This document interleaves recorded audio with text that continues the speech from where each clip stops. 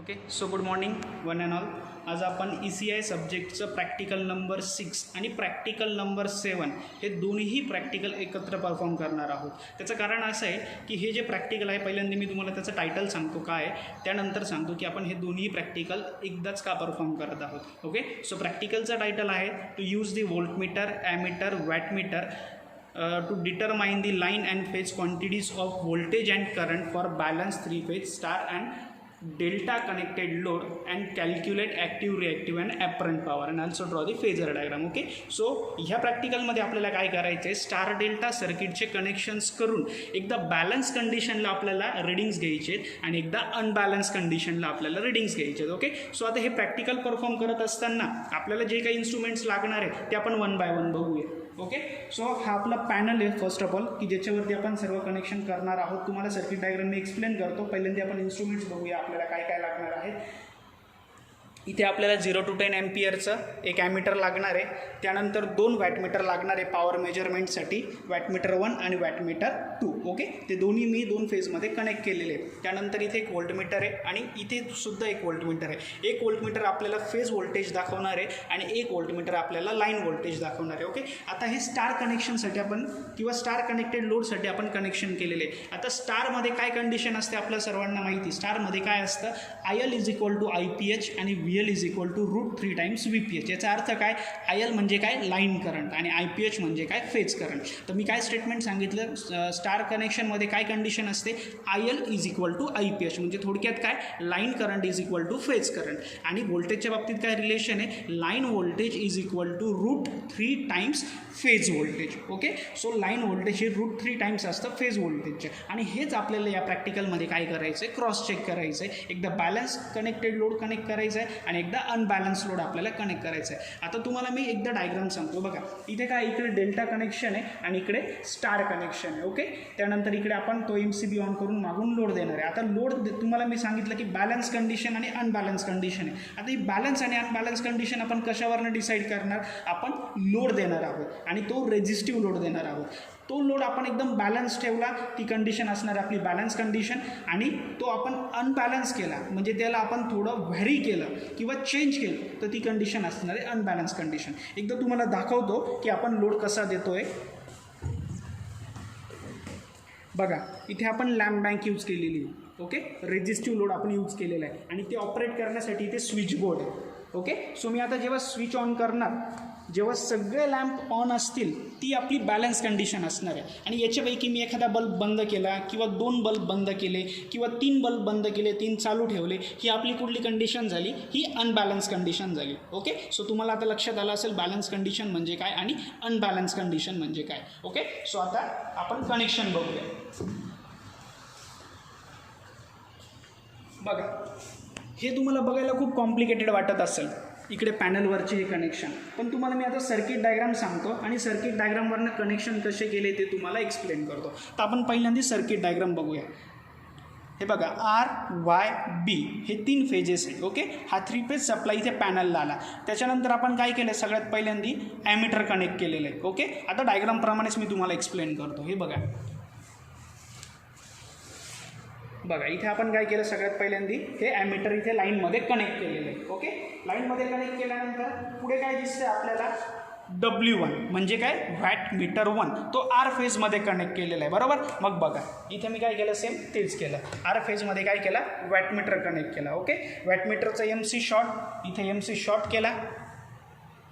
बघा MC short केला. त्यानंतर ह्या वॅटमीटरची रेंज जी निघाली ती दुसऱ्या वॅटमीटरच्या रेंजला गेलेली. ओके बघा वॅटमीटर नंबर 2, ह्या वॅटमीटरची रेंजची केबल बघू शकतात आपण. ही बघा ही 600 वोल्टला मी लावलेलं आहे. बघा आता अजून एक महत्त्वाची गोष्ट तुम्हाला सांगतो. आता मी इथे 600 वोल्टला लावलेलं आहे, इथे 300 वोल्टला नाही लावलं. याच्या आधी आपण जे प्रॅक्टिकल करत होतो RLC सर्किटवरती, सिरीज आणि पॅरलल सर्किटवरती, त्यावेळेस मी जेव्हा पॉवर मेजरमेंटसाठी वॅटमीटर यूज करत होतो तेव्हा वॅटमीटरची रेंज मी 300 वोल्ट सिलेक्ट करत होतो. बरोबर पण आता आपण तसं नाही करत आहे. आपण आता काय करतोय, 600 वोल्टला लावतो. त्यामागचं कारण काय की हे पॉलीफेज सर्किट आहे. पॉलीफेज म्हणजे काय, मेनी फेजेस. आणि मेनी फेज याचा अर्थ काय, मेनी म्हणजे खूप जास्त नाही. मेनी मीन्स काय, more than one phase. More than one phase म्हणजे इलेक्ट्रिकल लँग्वेजमध्ये आपल्याला सर्वांना माहिती आहे it is a 3 phase supply system. आणि 3 फेज सप्लाय सिस्टीम म्हटलं तर त्याची व्होल्टेज रेंज किती असते, more than 230 volt. More than 230 volt आणि मॅक्झिमम कितीपर्यंत असते ती 440 वोल्टपर्यंत असते. त्यामुळे मी इथे 300 वोल्टला न लावता कुठे लावलेला आहे, तो 600 वोल्टला लावलेला आहे. ओके, सो या वॅटमीटरची रेंज निघाली ती कुठे गेली, दुसऱ्या वॅटमीटरच्या रेंजला गेली. बघा तुम्ही इथे बघू शकता, इथे बघा हा पण मी कुठे कनेक्ट केलेला आहे, 600 वोल्टलाच कनेक्ट केलेलं आहे. ओके, त्यानंतर आता दुसऱ्या वॅटमीटरचे कनेक्शन बघा कसे, तो मी कुठे बी फेजमध्ये टाकलेला आहे, बरोबर. मग बी फेजमध्ये त्याचा एम आणि एल टर्मिनल बघा, हा आपला बी फेज आहे. बघा हा बी फेज चालला इकडे. ओके, सो मी काय केलं मग इथे बी फेजमध्ये याला कनेक्ट केलं आणि याचा देखील एम आणि सी टर्मिनल काय केला, शॉर्ट केला. ओके, सो हे झाले आपले वॅटमीटरचे कनेक्शन्स. पुढे काय केलेलं आहे आपण बघूया. बघा आता पुढे मी काय केलेलं आहे, हा आर आणि हा बी या फेजमध्ये एक व्होल्टमीटर टाकलेलं आहे आणि त्याही पुढे आर आणि एन याच्यामध्ये एक व्होल्टमीटर टाकलेलं आहे. आता 2 व्होल्टमीटर टाकण्यामागचं कारण काय, एक व्होल्टमीटर मला कुठली व्हॅल्यू दाखवणार आहे, फेज व्होल्टेजची व्हॅल्यू दाखवणार आहे आणि दुसरा जो व्होल्टमीटर आहे तो मला कसली व्हॅल्यू दाखवणार आहे, तो मला लाईन व्होल्टेजची व्हॅल्यू दाखवणार आहे. आता मी हे कसं ओळखलं की हाच फेज व्होल्टेज आणि हाच लाईन व्होल्टेज, तो तुम्ही इथे डायग्राममध्ये बघू शकता. बघा हा जो व्होल्टमीटर मी कनेक्ट केलेला आहे तो 2 फेजमध्ये कनेक्ट केलेला आहे. हे बघा मी इथे डॉट मार्क करतो म्हणजे आपल्या लक्षात येईल. बघा हा आर फेज आहे बरोबर आणि हा बी फेज आहे बरोबर. हे 2 फेजमध्ये मी हा व्होल्टमीटर कनेक्ट केलेला आहे ना, म्हणून हा व्होल्टमीटर मला जी रिडिंग दाखवणार आहे तो फेज व्होल्टेजची रिडिंग दाखवणार आहे. आणि दुसरा व्होल्टमीटर बघा, दुसरा व्होल्टमीटर कुठे दिसतोय तुम्हाला, आर आणि एन म्हणजे फेज आणि न्यूट्रल, म्हणजे हा मला काय दाखवणार आहे, लाईन व्होल्टेज दाखवणार आहे. ओके, सो आता यांचे कनेक्शन्स मी तुम्हाला दाखवतो. बघा आर आणि वाय या 2 फेजमध्ये मी काय केलं, एक व्होल्टमीटर कनेक्ट केला आणि दुसरा जो व्होल्टमीटर आहे तो कुठे कनेक्ट केला आहे बघा, पुन्हा हा आर आणि हे बघा इथे न्यूट्रल, ही खालची पूर्ण लाईन जी आहे ही न्यूट्रल आहे बघा. ओके, सो मी याच्यामध्ये तो कनेक्ट केला. त्यानंतर तुम्हाला इथे एक ॲडिशनल दिसतंय बघा, इथे डॉटेड लाईन दिसतंय. या डॉटेड लाईनचा मिनिंग काय असतो की ते इंटरनली कनेक्टेड नाही आहे, त्याला आपल्याला काय करावं लागतं, एक्सटर्नली कनेक्ट करावं लागतं. म्हणून मी काय केलं बघा, इथे 4ही ठिकाणी शॉर्ट लिंक्स टाकल्यात. तसंच पुन्हा इकडे बघा, वाय फेजमध्ये काय आपण वॅटमीटर नव्हतं कनेक्ट केलेलं म्हणून हा फेज ओपन राहत होता, म्हणून आपण काय केलं, इथे एक शॉर्ट लिंक टाकली आणि सिमिलरली न्यूट्रलमध्ये पण काय केली, एक शॉर्ट लिंक टाकली. आता इथे काय शॉर्ट लिंक नाही टाकली आणि इथे काय शॉर्ट लिंक नाही टाकली, कारण की या दोन्ही फेजमध्ये आपण काय केलेलं आहे, वॅटमीटर कनेक्ट केलेलं आहे, त्यामुळे आपण दोन्ही फेजमध्ये शॉर्ट लिंक टाकलेली नाही. ओके, सो आता आपण ऑब्झर्वेशन टेबल बघूया की आपल्याला ऑब्झर्वेशन टेबलमध्ये कुठल्या कुठल्या रिडिंग्स नोट डाऊन करायचे आहे. ओके, सो बघा पहिला हा बॅलन्स कंडिशन. आता हे जे पहिलं 6वं प्रॅक्टिकल आहे त्याच्यामध्ये दोन्ही बॅलन्स कंडिशन आपल्याला बघायचे आहे की बॅलन्स कंडिशनला स्टार कनेक्शनमध्ये काय चेंजेस होतात आणि बॅलन्स कंडिशनला डेल्टा कनेक्टेड लोडमध्ये काय चेंजेस होतात. Okay, so first of all आपण स्टार कनेक्शन लोडसाठी बघणार आहोत. त्याच्यात आपण काय बघणार, VL बघणार आहोत, VPH बघणार आहोत, IL बघणार आहोत, IPH बघणार आहोत, W1 मेजर करणार आहोत आणि W2 मेजर करणार आहोत. ओके, सो आता मी तुम्हाला डायग्राम जी दाखवली मागे पुन्हा एकदा दाखवतो. बघा या डायग्राममध्ये आपण काय बघितलेलं, हा जो ॲमीटर आहे हा आपल्याला दोन्हीही करंट दाखवणार आहे, म्हणजे तो लाईन पण दाखवणार आहे आणि फेज पण दाखवणार आहे. कारण की तुम्हाला मी आत्ता काय सांगितलं की स्टार कनेक्शनमध्ये काय कंडिशन असते, IL is equal to IPH, दोन्ही करंट हे सेम असतात, मात्र लाईन आणि फेज व्होल्टेजेस हे वेगळे वेगळे असतात. ओके, सो आता आपण 1 बाय 1 रिडिंग नोट डाऊन करणार. आता तुम्हाला मी सगळ्यात पहिल्यांदा सांगतो बघा, मीटरवरती इथे आपल्याला लाईन आणि फेज करंट मिळणार आहे. ओके, हा आपला ऑब्झर्वेशन टेबलप्रमाणे W1 असणार, हा W2 असणार आहे. त्यानंतर हा जो असणार आहे आपला VPH असणार आहे आणि हा जो असणार आहे तो आपला VL असणार आहे. VPH म्हणजे फेज व्होल्टेज असणार आहे आणि VL म्हणजे लाईन व्होल्टेज असणार आहे. ओके, सो आता आपण प्रॅक्टिकल स्टार्ट करूया. ओके, आता हा जो सप्लाय आहे तो पॉलिफेज सर्किटसाठी 440 वोल्ट सप्लाय. सो मी पहिल्यांदा काय करतो, MCB ऑन करतो. ओके, त्यानंतर पॅनलवरचा MCB आपण ऑन करूया. पॅनलवरचा MCB मी जेव्हा ऑन करत तुम्हाला लगेच व्होल्टेजमध्ये डिफ्लेक्शन दिसेल. बघा हा सप्लाय तिकडे ट्रान्सफर होतोय. मी आता सप्लाय ऑन करतो आणि व्होल्टमीटरची रिडिंग आता सध्या इनिशियल कंडिशनला तुम्हाला दोन्ही 0-0 दिसत असतील, लाईन पण आणि फेज पण व्होल्टेजेस. ओके, सो आता मी सप्लाय ऑन करतो. बघा बघा सप्लाय ऑन केल्यानंतर बघू शकतात आपण इथे हा जो आपला फेज व्होल्टेज आहे तो 400च्या पुढे गेलेला आहे बघा. ओके 600ची रेंज आहे, 400च्या पुढे गेला आहे आणि इथे पण बघा मी 600च्या रेंजला आहे तो 120 वरती म्हणजे याच्या डबल तो 240 आहे. म्हणजे आपल्याला इथे क्लिअरली बघायला मिळतं आहे बघा VL is equal to √3 times VPH हे आपलं रिलेशन इथे प्रूव्ह होतं. मात्र तुम्ही बाकीच्या रिडिंग जर बघितल्या तर तुम्हाला ॲमीटर पण आता सध्या 0 कंडिशनला दिसेल, वॅटमीटर W1 पण 0 कंडिशनला दिसेल आणि W2 पण तुम्हाला काय दिसेल आता 0 कंडिशनला दिसेल. ओके हे असं का होत आहे कारण की मी फक्त आत्ताशी सप्लाय ऑन केलेला आहे आणि तो सप्लाय किती तो फक्त आपण आता आयडेंटिफाय केलेला आहे, पण अजून मी कुठल्याच प्रकारचा बॅलन्स म्हणा किंवा अनबॅलन्स टाईपचा लोड त्याला दिलेला नाही आहे. ओके सो मला पहिल्या रिडिंगला VL आणि VPH जे आलेले आहे ते मी नोट डाऊन करून घेतो म्हणजे पुढचे रिडिंग्स पण आपल्याला लक्षात येतील. बघा आपण एकदा पुन्हा बघूया. हा आपला फेज व्होल्टेज आहे तो किती दाखवतोय 420 दाखवतोय म्हणून मी आता VPH नोट डाऊन करतो 420 वोल्ट आणि VL किती दाखवतो आपल्याला इथे 120 किंवा 110 दाखवतो. 110च्या डबल घ्यायची कारण की बघा 600ची रेंज आहे ना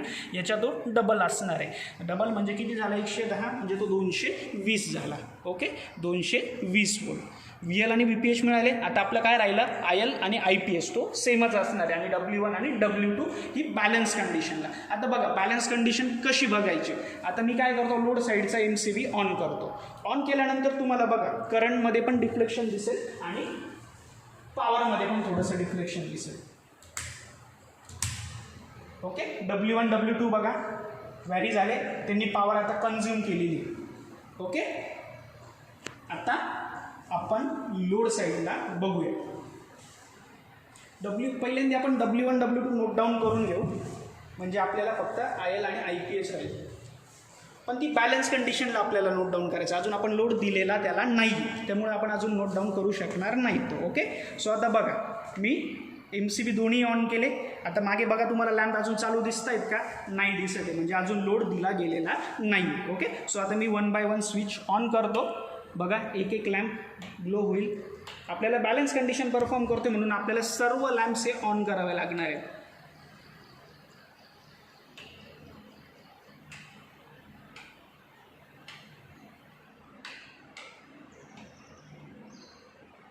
ओके हे असे आपले सर्व लॅम्प्स हे आता ऑन झालेले आहेत. ओके आता बघूया आपण इथे रिडिंग्स बघूया काय काय दाखवतात आपल्याला. बघा तुम्हाला W1 W2 आणि I म्हणजे करंट याच्यामध्ये व्हॅरिएशन झालेलं दिसत असेल.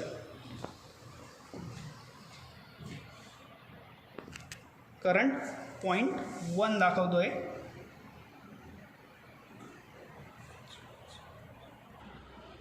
तर बघा करंट आपल्याला दाखवतोय किती 0.5. सो मी नोट डाऊन करतो. IL पण आणि IPH पण तो सेमच असणार आहे आणि W1 आणि W2 बघू आपण. आता हा W1 आहे बघा तो किती दाखवतो 150च्या पुढे एक लाईन म्हणजे 160. पण आता इथे मल्टिप्लाइंग फॅक्टर पण घ्यावा लागणार आहे. आपण 600 व्होल्टला लावलेला नाही, याला मल्टिप्लाइंग फॅक्टर 2 असणार आहे म्हणून मग रिडिंग काय येणार याची 160 × 2 आणि सेम W2 बघा किती आहे 160 170 आणि 180 वॅट. मग 180 × 2 ही असणार आपली total power.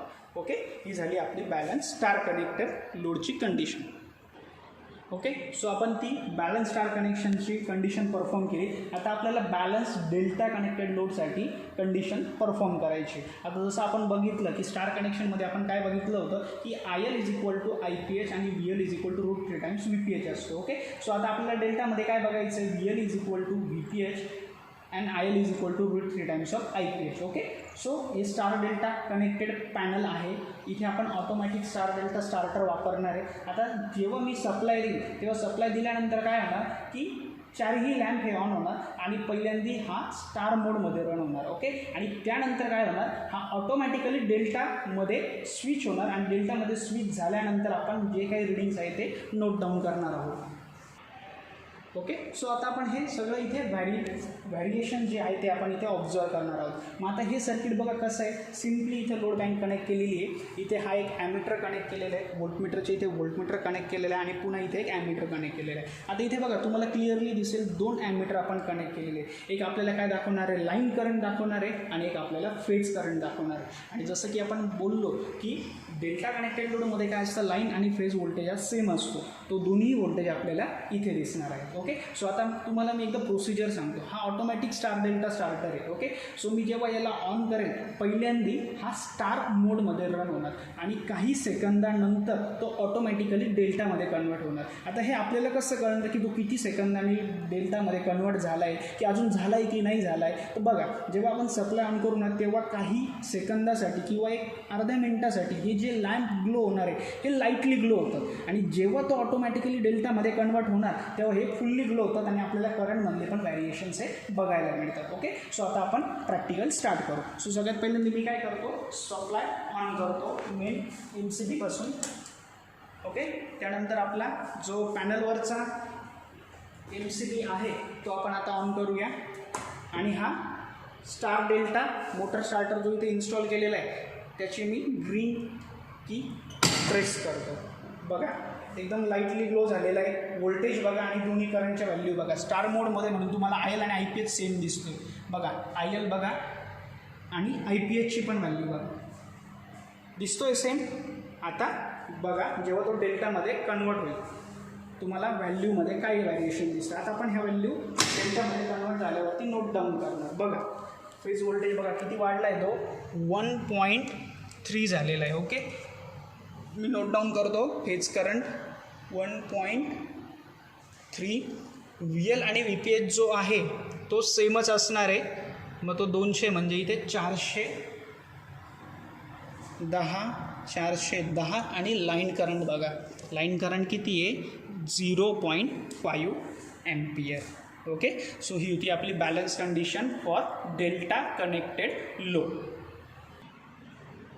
Okay guys. So balance आणि अनबॅलन्स या दोन्ही कंडिशनसाठी जे काही व्हॅरिएशन्स होतात हे आपण या पॅनलवरती आता ऑब्झर्व केलेले आहे. आता आपण पुन्हा अनबॅलन्स कंडिशन बघणार आहोत, ती स्टार कनेक्टेड लोडसाठी. ओके. ओके. सो आता आपण अनबॅलन्स स्टार कनेक्टेड लोडवरती पुन्हा ही टेस्ट परफॉर्म करणार आहोत जी आपण बॅलन्स स्टार कनेक्शनसाठी केली होती. कनेक्शनमध्ये आपण काही चेंजेस केलेले नाहीत. जसे कनेक्शन होते ते तसेच आहेत.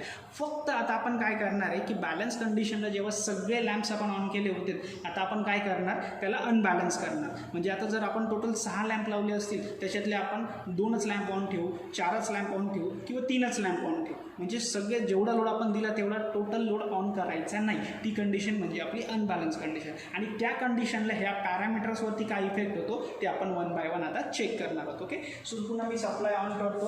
MCB आपला ऑन आहे. पॅनलवरचा MCB ऑन करतो. पॅनलवरचा MCB ऑन केल्यानंतर बघा पुन्हा व्होल्टेज वाढले, लाईन आणि फेज व्होल्टेज. ओके. तसं ते मी पुन्हा नोट डाऊन करून घेतो.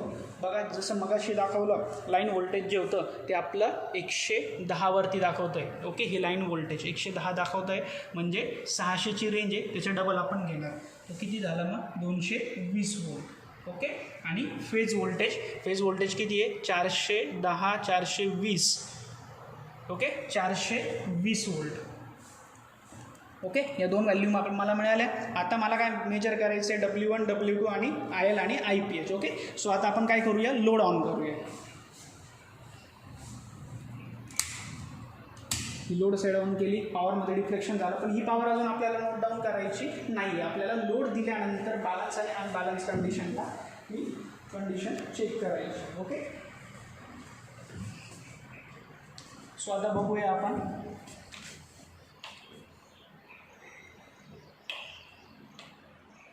दोन लॅम्प ऑन झाले बघा.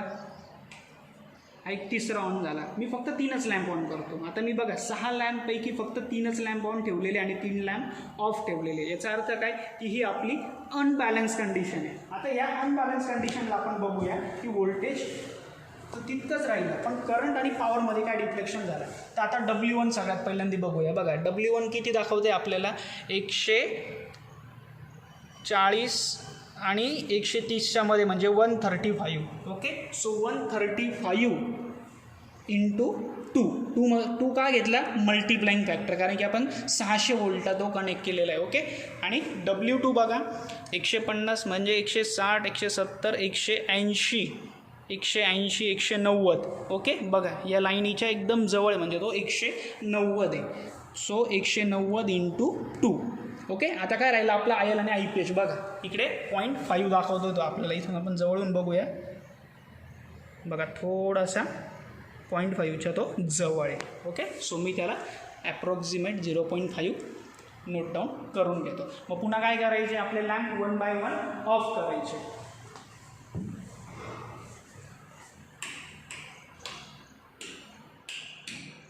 ओके. MCB आपण ऑफ करू.